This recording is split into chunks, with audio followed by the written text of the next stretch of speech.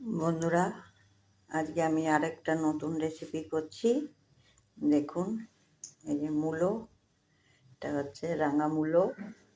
মূলো দিয়ে আজকে একটা রেসিপি করব। দেখুন, এই মূলো এরকম ধুয়ে নিয়ে আমি এই যে গ্রেট করে নিয়েছি। গ্রেটার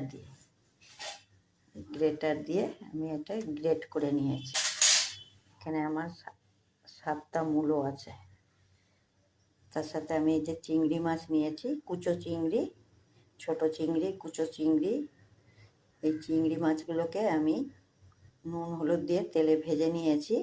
এই চিংড়ি মাছ দিয়েই আজকে আমি এই মূলোটা করব। লাল মূলো নিয়েছি আমি, আপনারা যে কোনো মূলো দিয়েই করতে পারেন।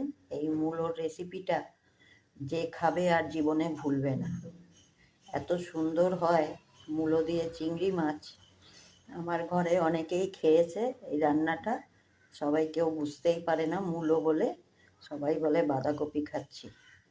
এইভাবে একবার আমি যেভাবে বানাচ্ছি, একবার কোনো ঝামেলা নেই, খুব সিম্পল একটা রান্না, খুব সহজেই হয়ে যায়। এইভাবে একবার বানিয়ে দেখবেন। মূলোটাকে আমি গ্রেট করে নিয়েছি, দেখছেন। মাছটাও আমি ভেজে নিয়েছি। মাছ ভাজা তেলে আমি তেজপাতা সোমবারা দিয়েছি, আর একটু জিরা ফোড়ন দিলাম। জিরে আর তেজপাতা দিয়ে আমি একটা ফোড়নটা হয়ে গেল, এর মধ্যে একটু গুঁড়ো মশলা দেব। এটা হচ্ছে 2 চামচ জিরের গুঁড়ো নিয়েছি, একটু লঙ্কার গুঁড়ো নিয়েছি, একটু হলুদ গুঁড়ো নিয়েছি, নুন নিয়েছি, চিনি নিয়েছি। ঝালটা যার যার তবে মূলোতে বেশি ঝাল দিলে ভালো লাগে না, যার যার পরিমাণ মতন বুঝে ঝালটা দেবেন। দিয়ে আমি এটাকে তেলের মধ্যে দিয়ে দেবো। তেলের মধ্যে আমার মশলাগুলো হয়ে গেছে, এর মধ্যেই আমি চিংড়ি মাছটা দিয়ে দিচ্ছি। মাছগুলো তো আমার ভাজাই আছে, এর মধ্যে আমি এখন মূলোটাও দিয়ে দিই।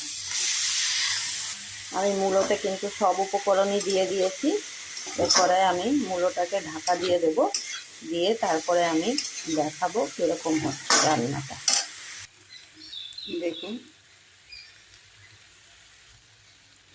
দেখুন আমার মূলোটা হয়ে গেছে।